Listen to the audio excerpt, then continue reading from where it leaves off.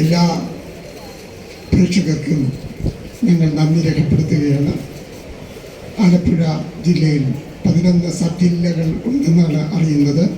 ആ 11 സബ് ജില്ലകളിൽ നിന്ന് 4 നാടകങ്ങൾ മാത്രമാണ് മത്സരത്തിന് വന്നിരിക്കുന്നത്.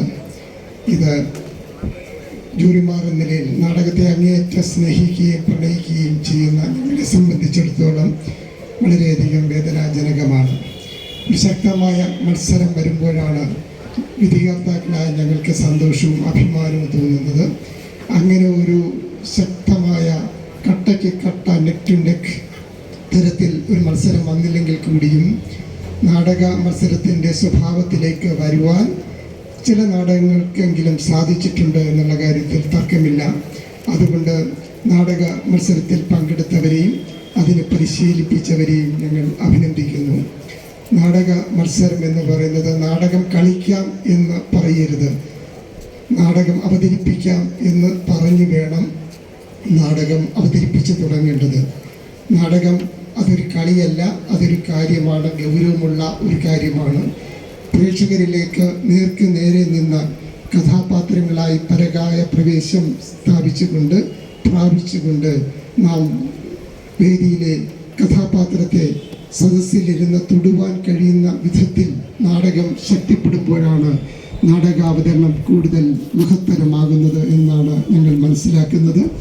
നാടക മത്സരത്തിൽ ഏതെങ്കിലും ഒരു നാടകത്തെപ്പറ്റി പ്രത്യേകം പറയേണ്ടതില്ല എന്ന് തോന്നുന്നു. കാരണം അങ്ങനെ പറയുവാൻ പാടില്ല എന്നുള്ളത് കൊണ്ട് മൊത്തത്തിലൊരു അവലോകനമാണ് ഇവിടെ നടത്തുന്നത്.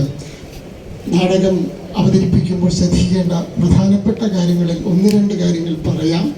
അത് രംഗസജ്ജീകരണങ്ങൾ വേദിയിൽ കുത്തി നിറയ്ക്കാതെ അനിവാര്യമാണ് എന്ന് തോന്നുന്നത് മാത്രം രംഗവേദിയിൽ ഉപയോഗിച്ചുകൊണ്ട് കഥാപാത്രങ്ങളെ സ്വതന്ത്രമായി അവരുടെ ചലനങ്ങൾക്കും അചലനങ്ങൾക്കും ഇടയാക്കുന്ന വിധത്തിൽ രംഗസജ്ജീകരണം ഒരുക്കുന്നതാണ് എപ്പോഴും നല്ലത്.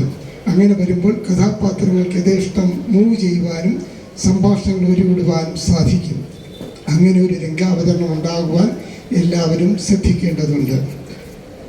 നാടകം അവതരിപ്പിച്ചവരിൽ മികച്ച നടനും നടിയും എന്ന 2 അവാർഡുകൾ കൂടാതെ മികച്ച 1ാമത്തെ നാടകം, 2ാമത്തെ നാടകം, 3ാമത്തെ നാടകം എന്നീ 3 അവാർഡുകൾ കൂടിയുണ്ട്. മികച്ച നടിയായി തിരഞ്ഞെടുത്തിരിക്കുന്നത് കോഡ് നമ്പർ 2-ലെ മുസ്ലിം പെൺകുട്ടിയായ കുറച്ച് സമയം മാത്രമേ ഉള്ളൂ എങ്കിൽ കൂടിയും വളരെ ശക്തമായ രീതിയിൽ പ്രസക്തമാണെന്ന് തോന്നിപ്പിക്കുന്ന രീതിയിൽ കഥാപാത്രങ്ങളുടെ മോഡുലേഷനും വേരിയേഷനും ഭാവങ്ങളും ഭാവാഭിനയം ഒന്നുപോലെ ഉജ്ജ്വലമായി അഭിനയിച്ച ആ കഥാപാത്രം വളരെയധികം ശക്തിയായി തൻ്റെ ആശയം സംവേദനം ചെയ്യുവാൻ സാധിച്ചതിൽ പ്രത്യേകം അഭിനന്ദിക്കുന്നു. മികച്ച നടൻ കോഡ് നമ്പർ 2-ലെ എലിപിടുത്തക്കാരനായി അഭിനയിച്ച ജേഷൻ എന്ന കഥാപാത്രമാണ്. ഇനി സംസ്ഥാന മത്സരത്തിലേക്ക് തിരഞ്ഞെടുക്കപ്പെട്ട നാടകമാണ്. അത് കോഡ് നമ്പർ 2 വിത്ത് എല്ലാവരെയും മത്സരത്തിൽ പങ്കെടുത്ത എല്ലാവരെയും ഒരുപോലെ അഭിനന്ദിക്കുന്നു. വരും വർഷങ്ങളിൽ നന്നായിട്ട് മത്സരിച്ച് നിങ്ങൾക്ക് നല്ലൊരു നാടകം അവതരിപ്പിക്കുവാൻ സാധിക്കട്ടെ എന്ന് പ്രാർത്ഥിച്ചുകൊണ്ട് എല്ലാവർക്കും നന്ദി, നമസ്കാരം.